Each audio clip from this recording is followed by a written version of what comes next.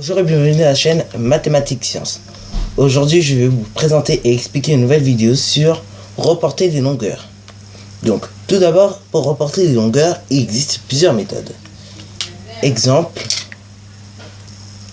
première méthode, avec le compas. Donc, je disais avec le compas. Donc, on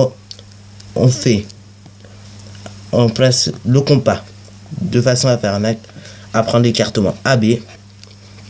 Ensuite, on reporte un peu plus loin cet écartement. Le point B, où on avait mis la pointe du compas, le point où on avait fait une pointe, et ben ce sera là, ce sera nommé B.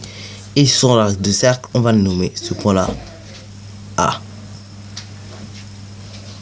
Et on a reporté la longueur de ce segment là, c'est-à-dire le segment de départ. Donc, alors, deuxième méthode, avec la règle, cette fois-ci, la règle graduée, bien évidemment. Donc, on peut reporter aussi une longueur avec une règle graduée. Donc, là, par exemple, la longueur que nous reportons est 5 cm.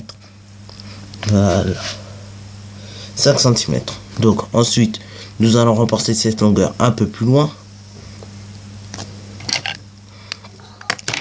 Voilà.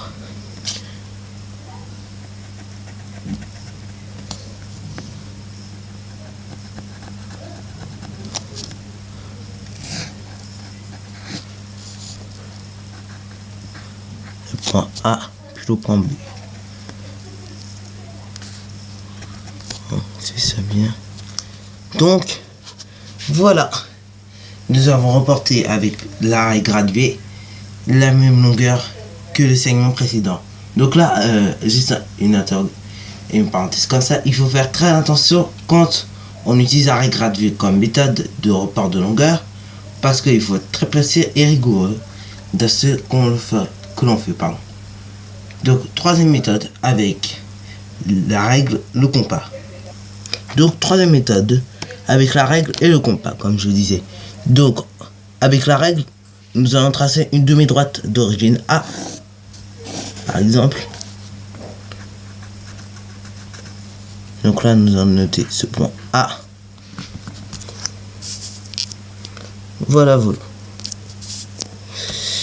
Ensuite, avec le compas, nous allons reporter l'écartement AB.